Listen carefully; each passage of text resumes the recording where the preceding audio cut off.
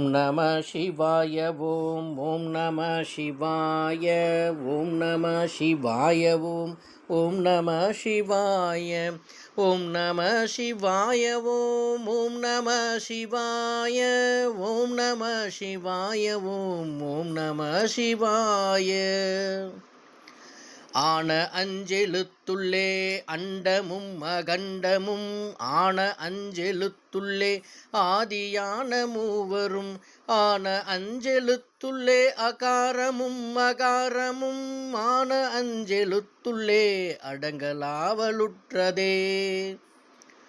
பொருள்: நமச்சிவாய என்ற அஞ்செழுத்துக்குள்ளே அண்டமாகிய இவ்வுலகமும் அகண்டமாகிய ஆகாய வெளியும் அமைந்துள்ளது.